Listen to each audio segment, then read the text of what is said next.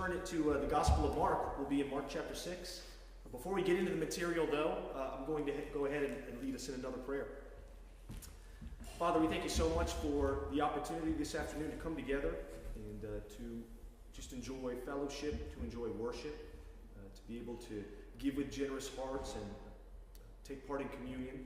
At this time, as we open up your word, we pray that it's not just books that are opened or apps that are opened, but eyes, minds and hearts that you would open up for us as well, Lord. That we would really be able to hear you, be able to hear your voice speaking to us through the scriptures, encouraging us, calling us higher, building up our faith, and just making clearer for us, just in our lives, whether it's over the next day or the next week, the next month, the next year, just the journey of faith that you would have us walk. So we love you. We thank you for the example of Jesus, whom we are really focusing on this year, really whom we're focusing on our entire lives. But really pray that his life, his teachings, his inspiration, his love, his grace and mercy would really be the guide for us. In Jesus' name we pray. Amen. Amen. Well, our theme this year in 2017, for those of us who worship here regularly, as we know, is to know Christ. And as part of that, we've been getting into the book of Mark and doing a series on the life of Jesus from the book of Mark, going through bit by bit, seeking to not just know about Christ from the scriptures, but to know Christ, to experience Christ, to see his life, to see his teachings, to really make that applicable for our lives as well. So to not just know about, but to know. We're in Mark chapter 6, in verse 1. Oh, do we have the clicker around? Sorry, there it is. Mark chapter 6 and verses 1 to 6. We're going to read about Jesus' return to Nazareth. Nazareth was home for Jesus. That's where he grew up, that's where he was raised, that's where his family still lived and resided. Jesus had since left Nazareth to go and collect followers and begin his ministry throughout Galilee. And so he was going from town to town, from place to place, teaching and preaching, performing great miracles along the way. Certainly gathering a following, also gathering a reputation. And now, as his travels would take him, he would return home. Not so much just a personal visit to visit friends and family, but as part of his ministry work. Have you ever gone back to your hometown after a time away? Yes. Yeah, what is that like? There's always a sense of anticipation, right? I know Alex and Marjorie, who are here worshiping with us, we love you guys. They're getting ready to move back to the Philippines in just about a week or so. So we love you guys, we miss you. I understand you might have to leave a little bit early, so I just want to give you a shout out from the pulpit. Very much appreciate you guys and how whenever you've come and worshiped, you've really given your hearts. But I know in conversations we've had, there's a lot of excitement, a lot of anticipation about going back home. And there always is, if you've spent time away from home, what will it be like? What's changed? What's the same? 2 Christmases ago, our family, we're here now in Glasgow, but we flew back to the Washington, D.C. area to celebrate Christmas with family. That was our first time going back since moving here to Glasgow. And there was all those things. We'd been gone. I grew up in the Washington, D.C. area. I had never lived anywhere else for this extended period of time. So there's a lot of anticipation. What will it be like? What will the people be like? What's changed? What's the same? So we came off of the airplane at the airport, right around the Washington, D.C. area. We left the terminal, and we were immediately welcomed by grinding, halting, bumper-to-bumper rush hour traffic on the motorway. Sounds about right. On 495, the Belittled. And got into the car, and of course this is after a transatlantic flight with 3 small children, and immediately realized this is why. This is why we're here. I left Washington, D.C. We went back this past Christmas, and the visit was much better. Of course, we landed at a different time of day, so that helped out. We had a great visit. But Jesus here, he returns home. And so he's finally returning to Nazareth, and what does he encounter? What kind of welcome does he receive? Well, let's go ahead and read verses 1 through 6. Jesus left there and went to his hometown, that's Nazareth, accompanied by his disciples. When the Sabbath came, he began to teach in the synagogue, and many who heard him were amazed. Where did this man get these things, they asked. What's this wisdom that has been given him? What are these remarkable miracles he is performing? Isn't this the carpenter? Isn't this Mary's son? The brother of James, Joseph, Judas, and Simon? Aren't his sisters here with us? And they took offense at him. Jesus said to them, a prophet is not without honor except in his own town, among his relatives, and in his own home. And he could not do any miracles there except lay his hands on a few sick people and heal them. He was amazed at their lack of faith. You know, when you amaze Jesus with your lack of faith, you want to amaze Jesus for the right reasons, not the wrong reasons. But we get this sense that Jesus in his return, he was just taken aback, shocked. He was just amazed at this faithless, hard-hearted reception that he got upon his return. You know, in order to appreciate what is happening here, or what did not happen here in Nazareth, we've got to remember, this is coming off of what we talked about last week at the end of chapter 5, 2 incredible miracles that Jesus performed and Jesus experienced. When he raised Jairus' daughter from the dead, and the woman who was bleeding for 12 years sought him out in the crowd and just touched him and was instantly healed. And so those 2 mini narratives for miracles, those are designed to stand in contrast to what's happening here when he goes home to Nazareth. Two contrasting stories. A couple stories of great, amazing faith versus what he encounters here. Jesus enters his hometown, and unfortunately he encounters a sickness. It's an epidemic.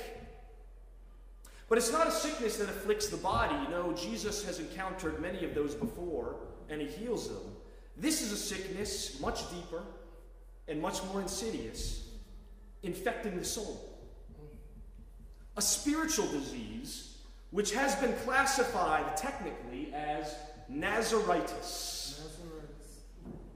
Nazaritis, which is defined as an acute refusal of faith. Poor Jesus comes home and sees his hometown with an epidemic of Nazaritis. Now we need to be on our guards because Nazaritis is still active and still afflicts many in mankind even today. It's a disease, a spiritual disease that has not yet been eradicated. So this morning, it's my hope from the scriptures to just educate us on some of the symptoms of Nazaritis and also offer us a cure if we may leave here today and find that we may be afflicted by a case, mild or severe, of Nazaritis ourselves, or may know someone else who is and would want to help. See, Nazaritis has a couple of very telltale symptoms. The first, it's overly focused on people and not the spiritual.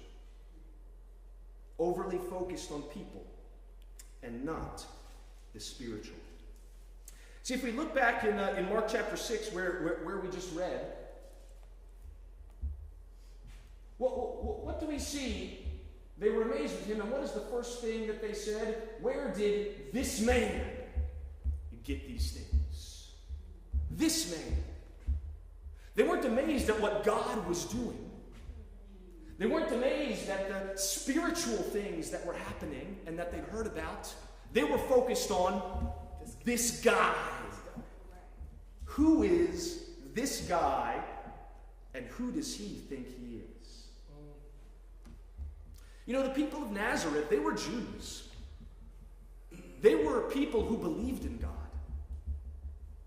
They understood the role of prophets, people who would come and speak the words of God. They understood the reality of miracles, that miraculous things could happen by the power of God. The people of Nazareth, they weren't just materialists, they weren't just humanists who denied the existence of the divine and the supernatural. But instead of letting the evidence of the miracles and the things that they'd heard about Jesus and what had gone on, instead of letting these speak for themselves, they just saw the person. And they missed what God was doing. Because of Nazaritis, they'd become consumed with the human dimension and ignored and lost sight of the spiritual dimension. You know, it's so easy for people, I think even people of faith and believers, to get overly consumed with the human side of things and miss a bigger spiritual picture of what God may be doing. And I've seen it in churches. I've seen it in churches that I've been in, that I've been a part of. There's a focus on the human leader. Who is the person preaching in the pulpit? Where the focus should really be on the Word of God. Not who is preaching, but what is being preached. Sometimes we can just get focused on the people, right? The people in the church, the people in our small groups, the people in our ministries, who they are, what they're like, what we like and what we don't like about them. Instead of seeing the power of God to use one another relationships, however different those people may be from us, or however the same they may be from us, but to use those relationships as vehicles for Him to minister to us, for Him to encourage us, for Him to help us grow. Sometimes we can come into the church and focus on the decor, focus on the setting, focus on the order of service, instead of just, how is God's Spirit moving here? What's the spirit of the people? What's the spirit, the culture of what's being said and what's being taught? You know, in 1 Corinthians chapter 3, I'll read this. You can turn there if you have a Bible. You know, the church in Corinth, in Paul's day, this was a great church with a lot going on that was sadly and unfortunately also falling apart at the seams. Because it was overrun with quarrels. It was overrun with disagreements between the members, between the Christians, and between the believers. And this is what Paul has to say to them. Chapter 3 and verse 1, he says, "Brothers, I could not address you as spiritual, but as worldly, mere infants in Christ. I gave you milk, not solid food, for you are not ready for it. And indeed, you're still not ready. You're still worldly. For since there is jealousy and quarreling among you, are you not worldly? Are you not acting like mere men? For when one says, I follow Paul, and another says, I follow Apollos, are you not mere men? What after all is Apollos, and what is Paul? Only servants, through whom you came to believe, as the Lord has assigned to each his task. I planted the seed, Apollos watered it, but God made it grow. So neither he who plants nor he who waters is anything, but only God who makes things grow. The man who plants and the man who waters have one purpose, and each will be rewarded according to his own labor. For we're God's fellow workers. You're God's field, God's building." You know, Paul's rebuke to the group is, you guys are just so tied up in just kind of the mere physical. There is these cults of personality that sprung up in the church. Some people really liked Paul, some people really liked Apollos, some people really liked Peter, and they started to form these little bands, and Paul's rebuke is, what are you guys doing? Who are we? Who are the people? The people are nothing, just servants. Every person has a different role, and every person has a different task, but it's God that makes it all work together. God that makes it all grow. We're all part of what God is doing. But it seems that the Corinthian church had a case of Nazaritis. And so there was this focus not on the spiritual, but just merely on the human. And of course, this symptom gives rise to another symptom of Nazaritis, and that is to be automatically critical. Automatically critical. You know, after the people in Nazareth responded to Jesus with just this man, you know, the next thing that they had to say there back in the passage of Mark was, what's this wisdom that's been given him? That he does even miracles. There's this critical edge to the reception of what Jesus has and what Jesus is presenting. You know, critical skepticism is different from honest skepticism. I think honest skepticism is very good, very healthy, and very necessary to develop faith. You know, many people came to Jesus throughout the Gospels asking questions about who he was, what he was about. They expressed confusion. They expressed a need for further understanding and clarity. And you know what? Jesus taught them. He taught them happily, and he taught them eagerly.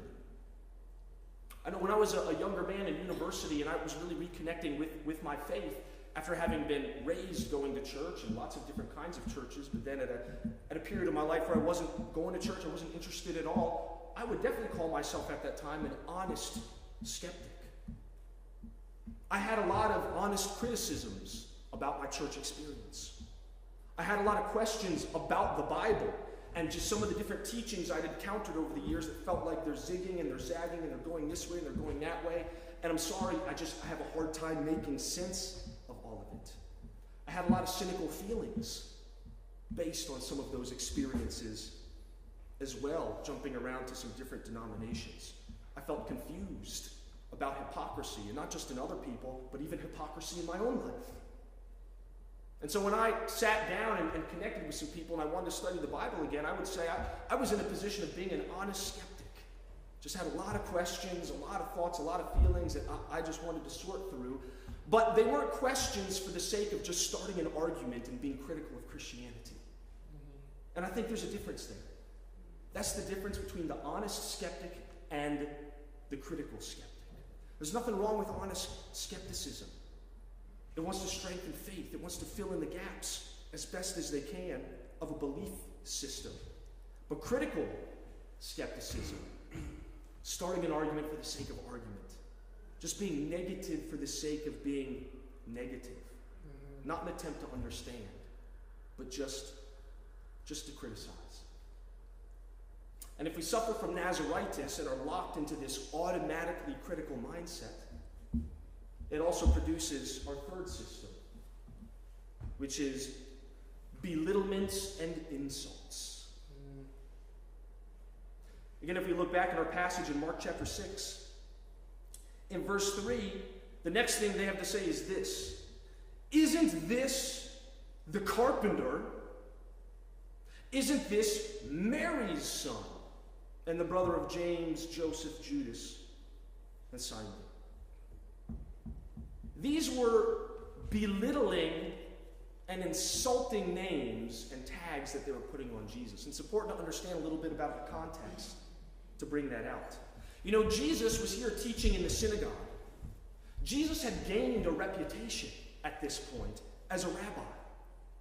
And a rabbi was someone that was elevated in the eyes of the Jewish society. They were someone honored, someone revered. They revered their wisdom. And not only had Jesus started to gain a reputation as a rabbi, but also as a worker of miracles. And they were also revered and honored people. But when he came back and he went to Nazareth and he started teaching, they didn't say, wow, here's the rabbi. Wow, here's the miracle worker. What did they say? Wow, here's the carpenter.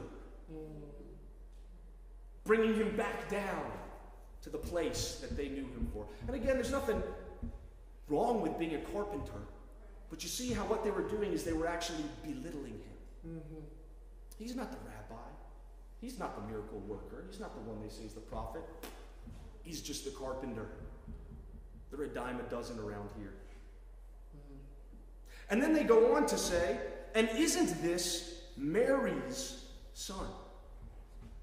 In Jewish culture, the way that people were typically identified and referred to was as someone like Jesus would be as the son of their father, the son of Joseph. Except they would say that someone is the son of their mother when they weren't sure or didn't know who the father was.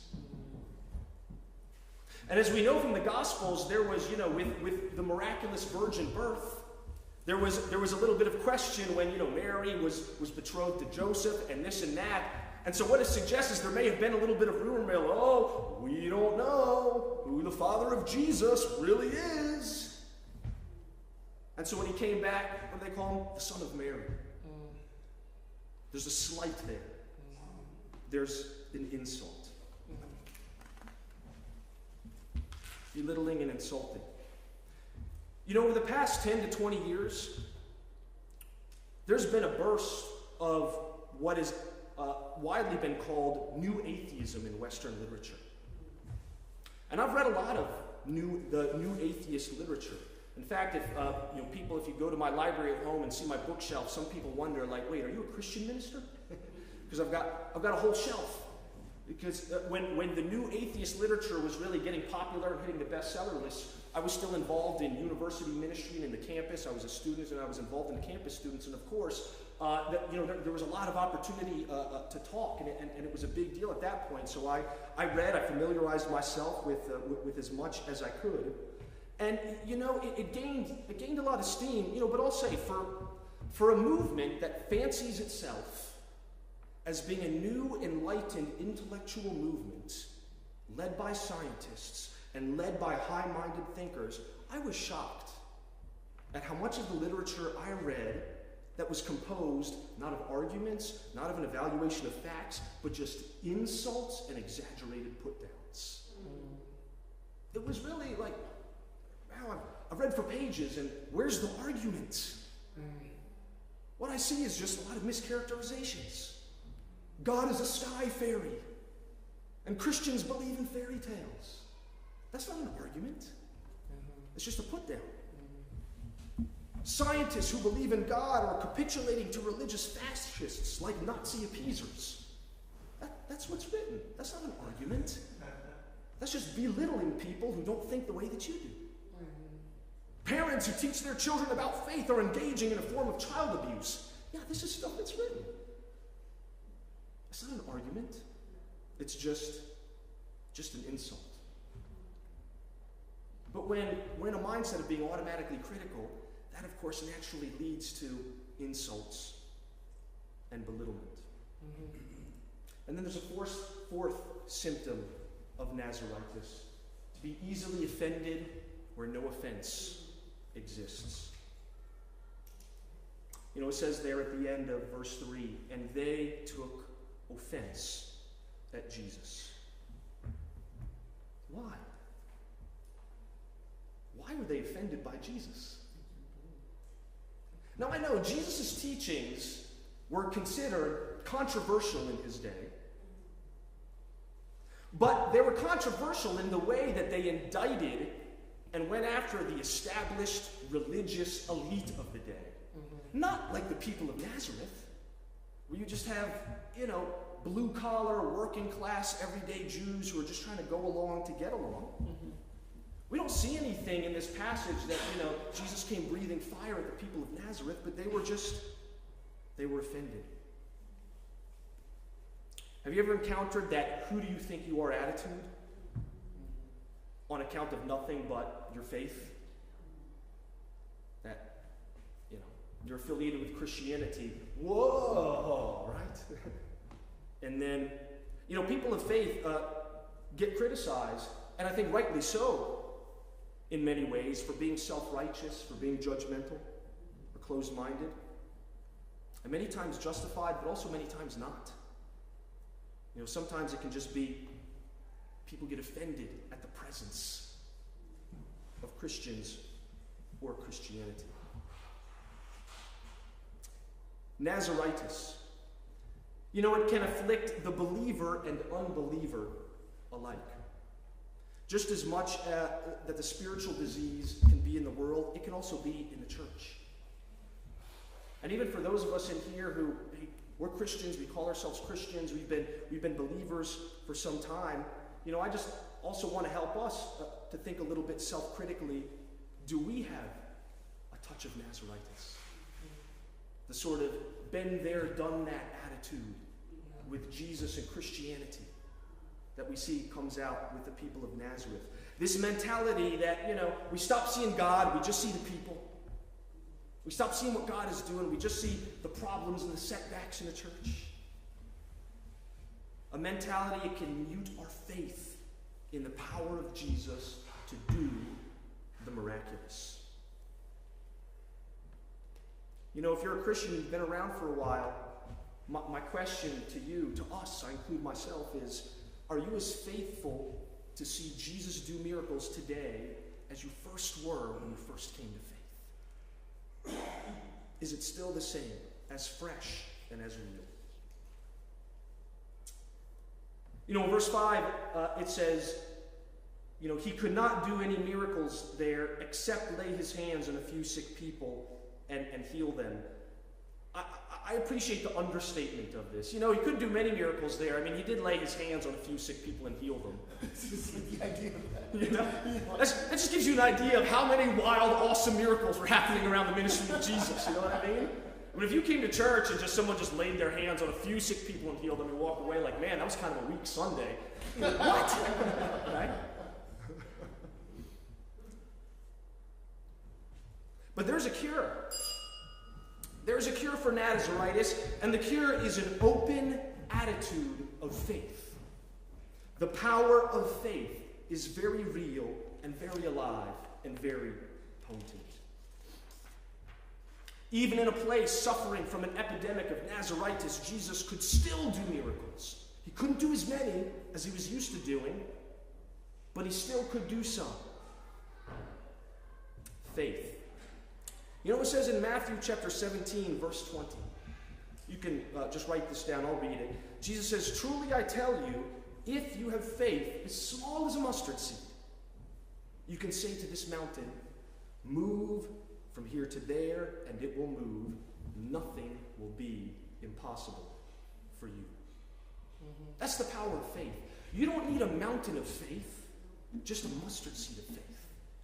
Just a little itty bitty bit of real, potent faith.